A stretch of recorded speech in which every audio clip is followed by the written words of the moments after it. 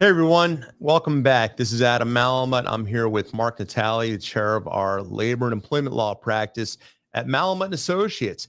This is a Malamut Law Short. Sounds kind of funny to say that. We're nearing the end of the summer. I know I'm not supposed to date these, but I'm going to anyway, because today we have a very time-sensitive topic, and that is the NBA, the Philadelphia 76ers, and James Harden. So Mark, welcome back.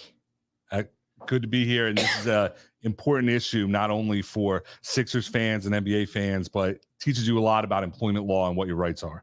You know, and we live with sports every day. And for those of you that are like us who are sports enthusiasts, we see the sports, we see the game, but it's what goes on behind the game that the law touches on that we find to be somewhat intriguing. So, Mark, let's jump right into James Harden and the current Philadelphia 76ers situation. So, James Harden, we all know he's a bit of a diva. I'm not a big James Harden fan. Love him on the court, but I think he's a diva off the court, and he's bounced around a lot. And he's bounced around a lot because of whatever his reasons are. You know, he hasn't found the ability to commit to a team and stick with the team. So right now, what we're seeing is James Harden opted in to a player's option with the Philadelphia 76ers, and now there's a dispute. Talk to us about the dispute, Mark. So Harden has been saying, his camp has been leaking that when he signed his last contract and he took less money, he was with a elbow, wink, wink, off the record promise from Daryl Morey that once his option came up, that he was going to get a long-term deal. And now Daryl Morey has backed out of that. So he opted into his contract, surprisingly also demanded a trade at the same time. Or maybe not so surprisingly, right? So let's not completely kick in Daryl Morey's back, because we know that there's three sides to every story. So we don't know what Daryl Morey's side is, and we don't know what the truth is in between. But this was clearly a play by James Harden and his people, his representatives, to maximize their opportunities. And the free agent market and the trade market just wasn't bearing the fruit that James Harden thought that it would. So James Harden is stuck now, right? So James Harden, what choices does he have? So James Harden's legal options are similar to his performance in Game 7 of the playoffs this year. It's nowhere to be found.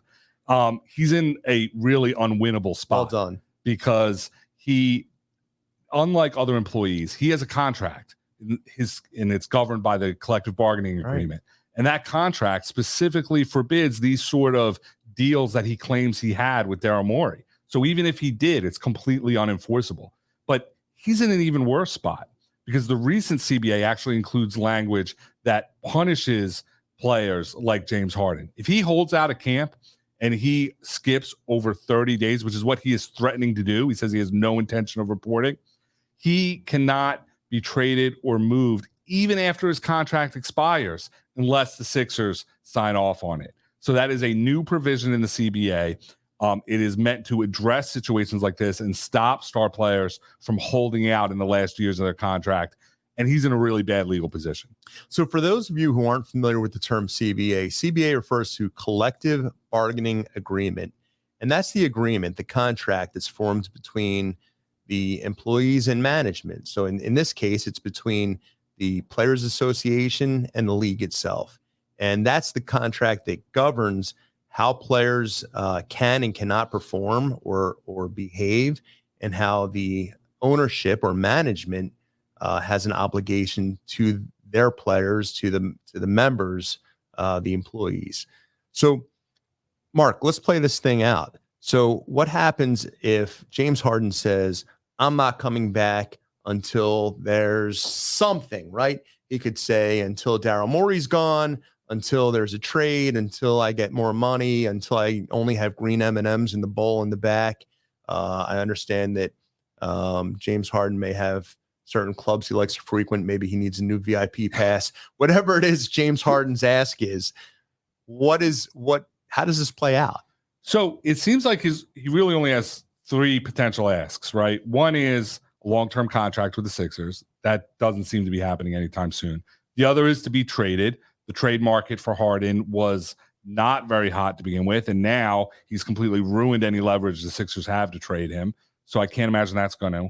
We're implied in his comments today where he said Daryl Morey is a liar and I will never play for an organization that employs him. It's implied that he's asking that Daryl Morey be fired. And this is where he's really playing with fire, because if he is creating something that isn't true, let's say this conversation with Daryl Morey never happened. Now he's calling Daryl Morey a liar. And if, let's say, Sixers ownership gets pressured and feels they need to fire Daryl Morey, now Daryl Morey potentially has a claim against James Harden for tortious interference, for making this up about him and interfering with his employment contract. Like I said, Harden's options are really not great, and his only card to play is that this also isn't a great position for the Sixers. So that is his only card to play, but he really has two options. It's come back and perform. And I feel like we've read this book before with the Sixers, Ben Simmons, right? Unfortunately. Don't we learn from this? So either come back and perform, or potentially at James Harden's age, I mean, is there a possibility that we've seen James Harden's last game? Look, if this really just plays out and everyone is firm in their position and the Sixers refuse to release him and James Harden refuses to come to camp, yeah, he could end up. The question is he going to be able to play in another league under the CBA? That's unlikely. We're really in uncharted territory. And the question is, does he want to play in the NBA again? And how can he get there? Well, we've talked about this, right? So once the Sixers accepted his player's option, that's a contract. And with that contract, don't the Sixers hold the advantage and aren't they able to prohibit him, because he's an asset to them?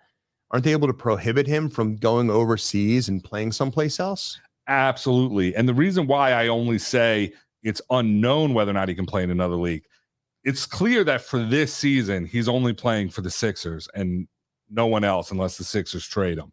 Once we get into that weird area where his Sixers contract is expired, but under the CBA, he cannot sign with another team unless the Sixers release him. If the Sixers really decide to put their foot down, then the question says, okay, does that certainly precludes him from playing in the NBA? Does it preclude him from playing next year in Spain or Italy or China or somewhere else? I mean, is he really looking at being banned from the NBA or banned from basketball as a whole unless he comes to terms with the Sixers? That's right. Look, Sixers are in the driver's seat. Unfortunately, it doesn't bode well for the Sixers season because this is an enormous distraction. It probably does not bode well for the Sixers keeping their franchise happy. You know, the process, Joel Embiid, because look, James Harden's a good ball player, Hall of Famer, future Hall of Famer, and he's definitely an asset when he's on the court, except for Game 7. But you know, the 76ers season, as they're talking about building downtown and they're talking about making all kinds of other moves, they really had a lackluster offseason, and they don't have a whole bunch of assets in terms of their future. So this could be a literal shift in the landscape for the 76ers and their fans and their supporters. And it should be a lesson, too, for Sixers and basketball fans that are watching and thinking about how they conduct themselves with their employers. If there's a verbal promise, if there's a wink, nod agreement, you better have that in writing. And if it's not in your employment contract, you're really going to be in a bad position. And you better make sure that it's included and it's documented somewhere. And this isn't just professional sports. Here at Malamutt Associates, and you can visit us, www.malamuttlaw.com. Call us 856-424-1808. Somebody's always available to answer the phone. If you have been promised compensation, that promise may be binding, and it's very fact specific. Certainly, we're broadcasting right now from the Malamutt Law Studios in Cherry Hill, New Jersey. So we can't speak to every state. We're not licensed in every state, but guiding you on these types of things is very important. And if you have questions about these types of promises or other conditions that your employer may put on your employment, you should absolutely reach out to us. Mark, anything else that you want to add? No, just I just want to make sure everyone knows to either reach out to us and make sure to speak up to your employer, because not only might this be enforceable if you don't have a contract, you're also protected from retaliation. So it's a good lesson for people advocating for themselves in the workplace, but doing it the right way, not the James Harden way. And that retaliation piece is important. Going back to Daryl Morey, that's what protects Daryl and his job. So either way, the cards will play out at some point. It'll be interesting to watch. So I want to thank you for tuning in. We appreciate your support. We appreciate you listening to us, and we appreciate the opportunity to serve you. I'm Adam Malamut. I'm here with Mark Natali. Please join us again. We'll see you next time.